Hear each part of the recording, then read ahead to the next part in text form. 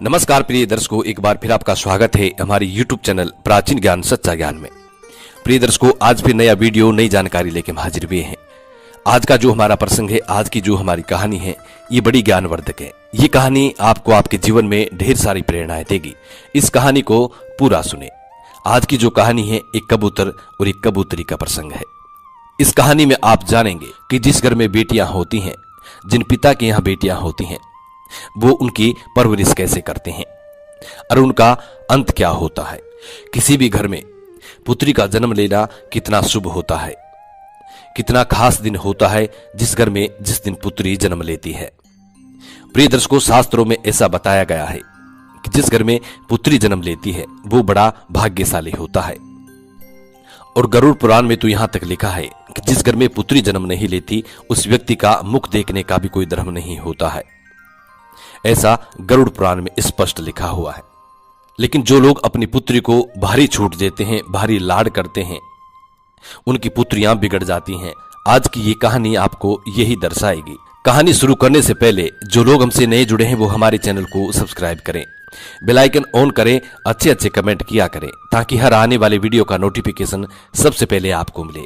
प्रिय दर्शकों, हमारे इस चैनल में हम हर रोज नई जानकारी, नई ज्ञानवर्धक कहानियां लेके आते रहते हैं, इसलिए आप हमारे चैनल को जरूर सब्सक्राइब करें।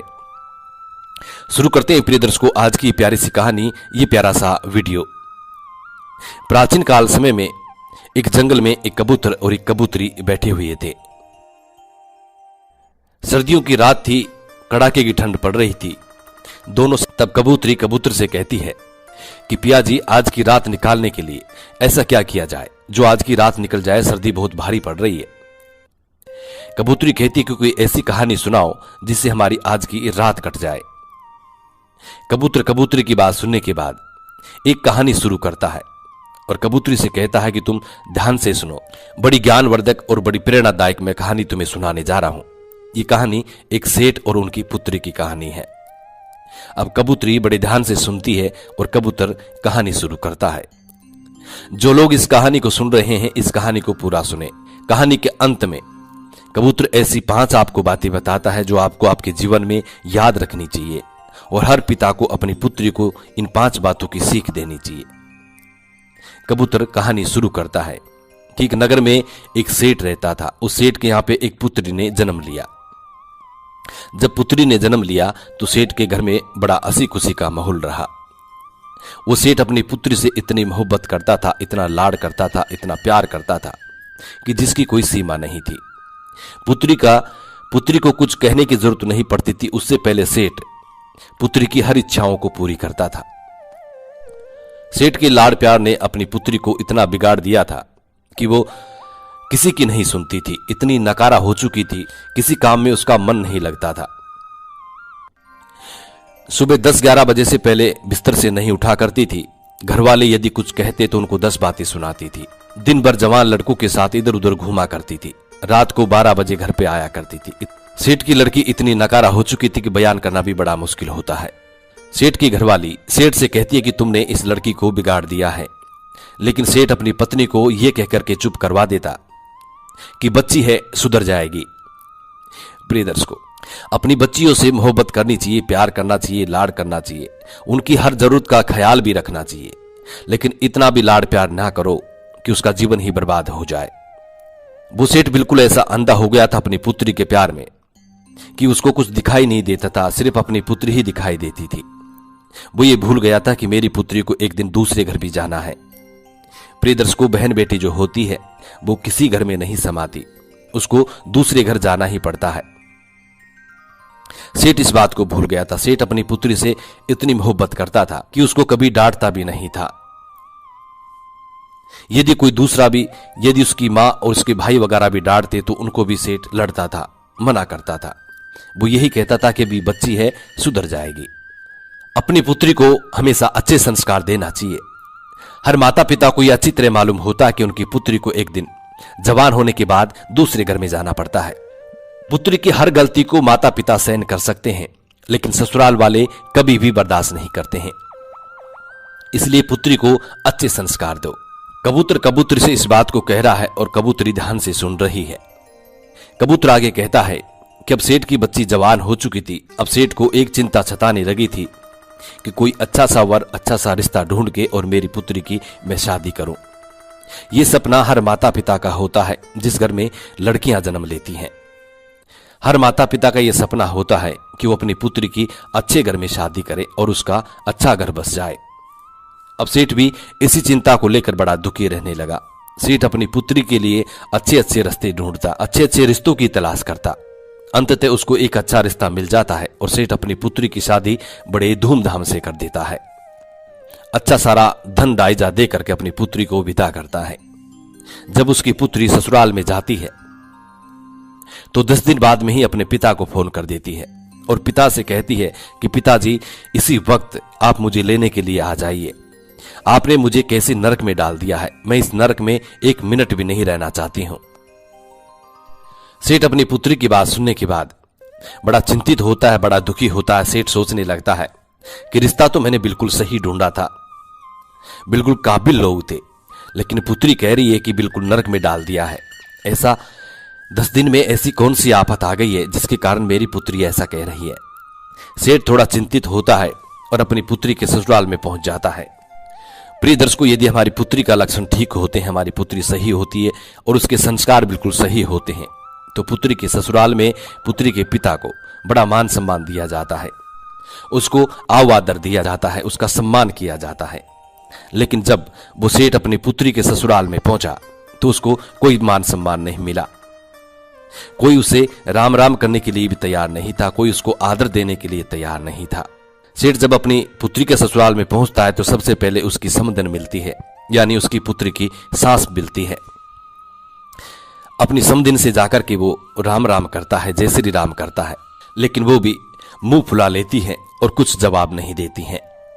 सेठ फिर अपने समधी से मिलता है, समधी से जय श्री राम कहता है, नमस्कार करता है, लेकिन वो भी कोई जवाब नहीं देता है। उसके बाद सेठ अपनी पुत्री के जेठ से मिलता है, वो भी कोई जवाब नहीं देता है, यानी कोई भी उसको कोई मान सम्मान नहीं दे रहा था। अंत में सेठ अपने जवाई से मिलता है, अपने दामाद से मिलता है। सेठ का दामाद कहता है कि अपनी पुत्री को ले जाओ, हमें इसकी जरूरत नहीं है, ऐसी बिगड़ी औलाद आपने पैदा की है, हमारे घर को नरक बना दिया है, इसको तुरंत इसी वक्त यहां से ले जाओ, जो तुमने दहेज वगैरह दिया है उसका बैठ के हिसाब कर लो, हमें इसकी जरूरत नहीं है। सेठ बड़ा दुखी होता है।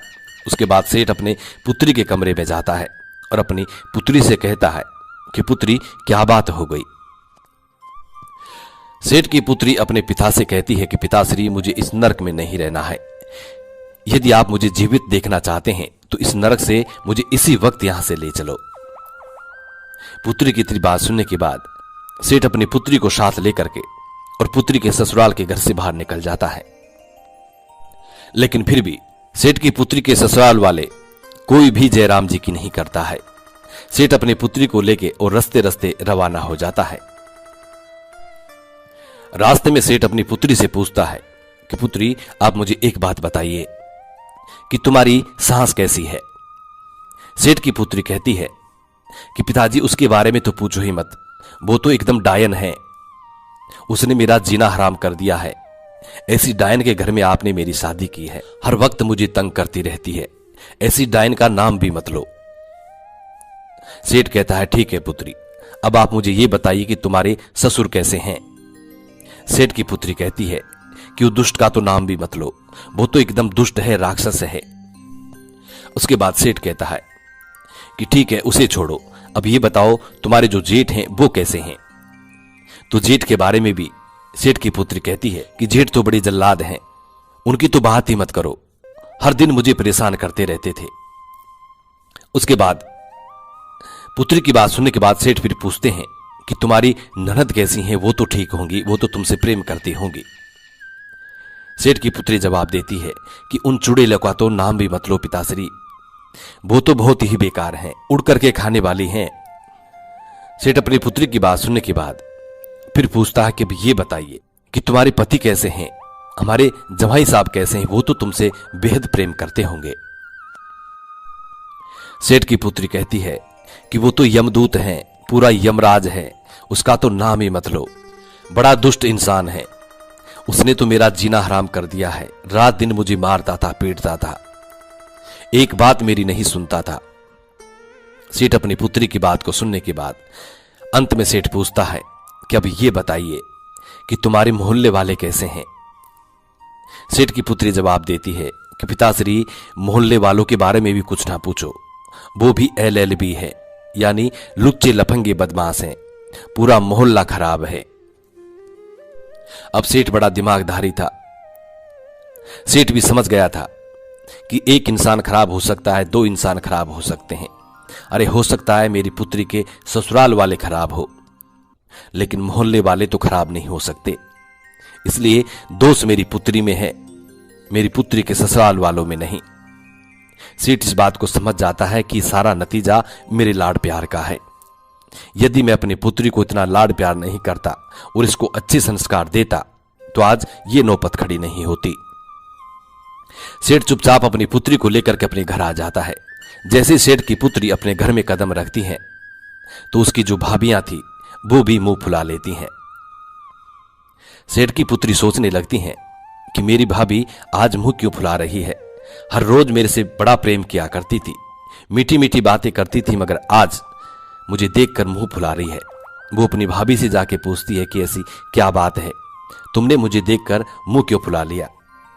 तो वो कहती है कि मुंह नहीं फुलाऊं तो क्या करूं, तुम्हारी शादी कर दी, तुम्हें ससुराल भेजा था, लेकिन तुम फिर से मेरी छाती पे मूंग दलने के लिए आ गई हो, इसलिए आज के बाद तुम मेरे से बात मत करना।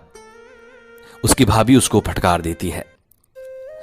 अब भाभी कितनी बात सुनने के बाद उससे उस घर में कोई नहीं बात करता, सिर्फ उसके पिता के सिवा, सिर्फ उसका पिता ही उससे बात करता।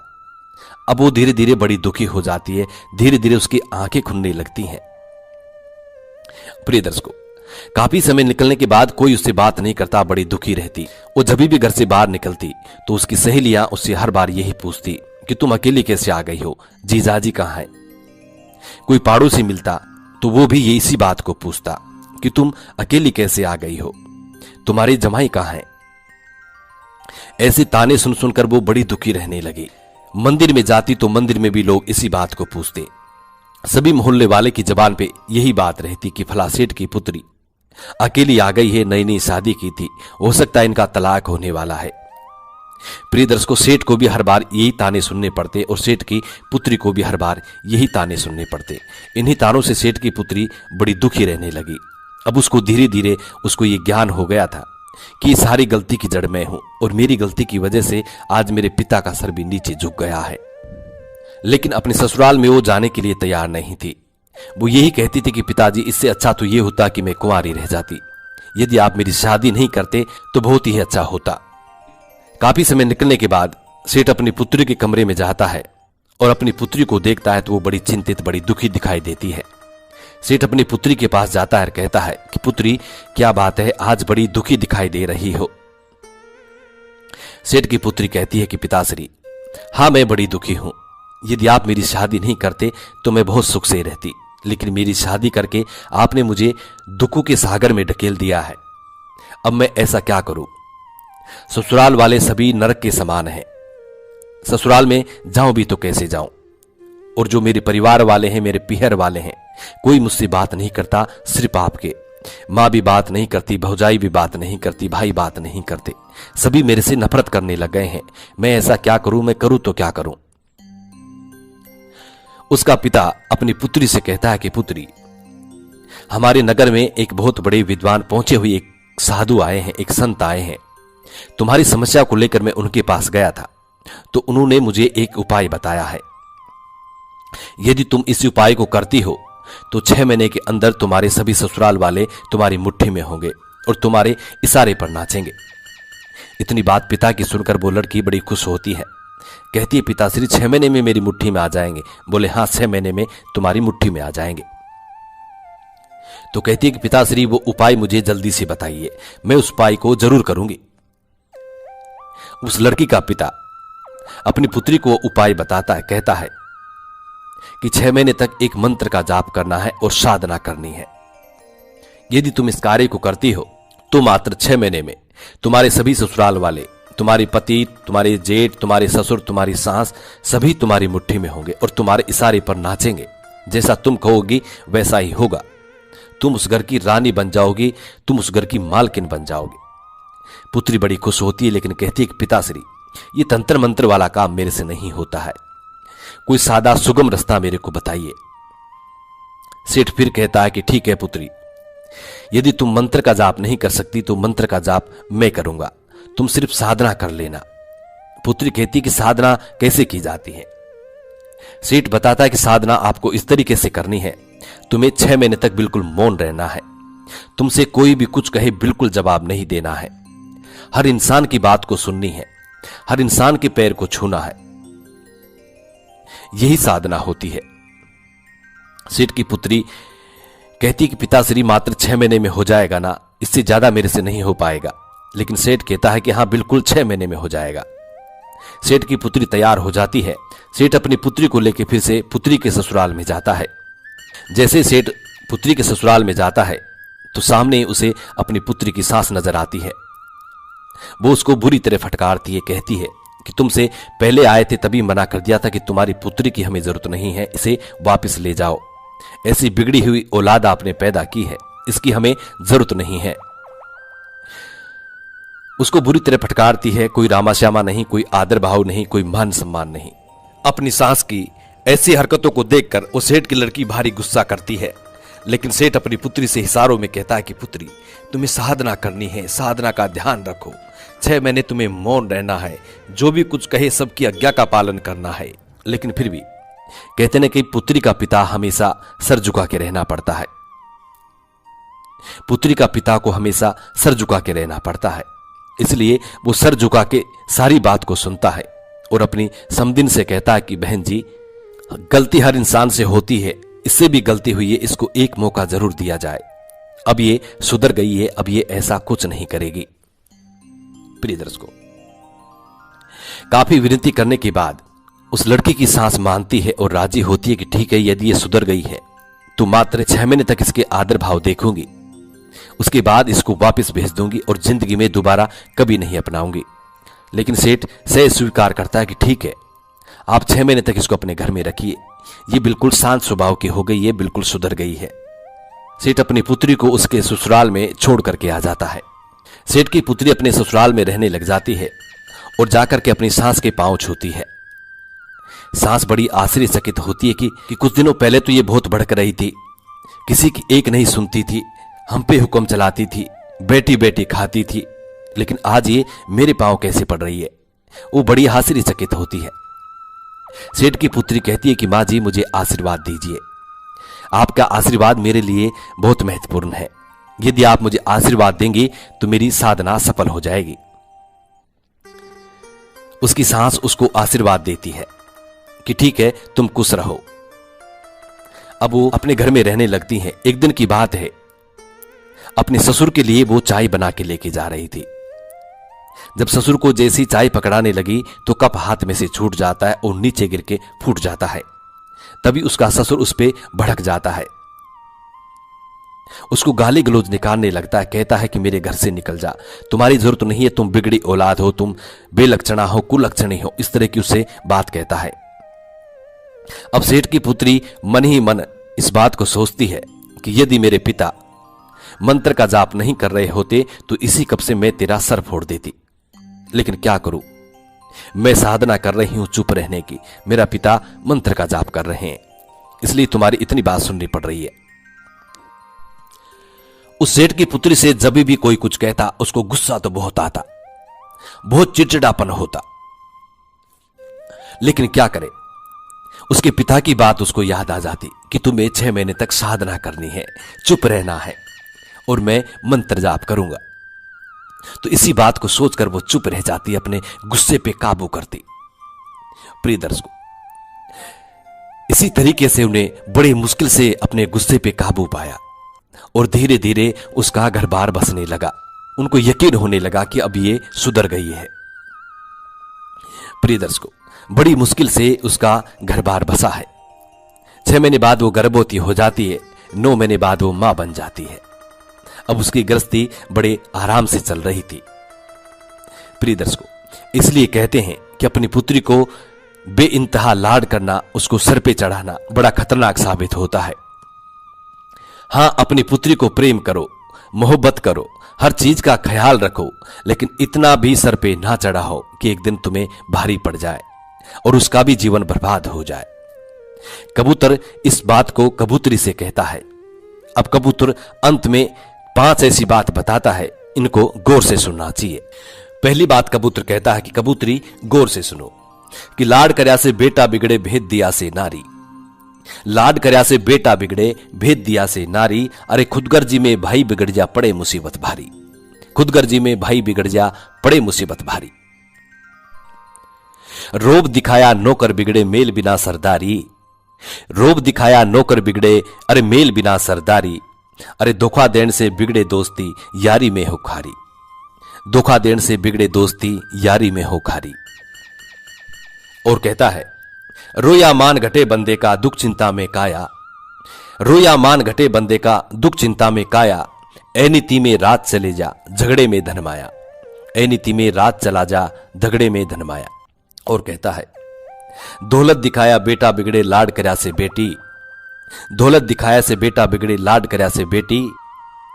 कबूतर कबूतरी को ये 5 बात बताकर अपनी कहानी को समाप्त करता है और इन 5 बातों पर हर इंसान को अमल करना चाहिए।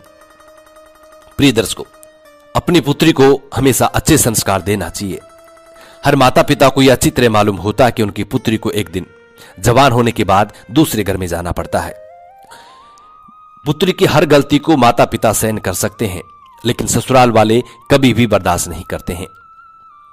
इसलिए पुत्री को अच्छे संस्कार दो। हम उम्मीद करते हैं प्रिय दर्शकों कि इस कहानी से आप ढेर सारी प्रेरणाएं लेंगे। जी नमस्कार, धन्यवाद।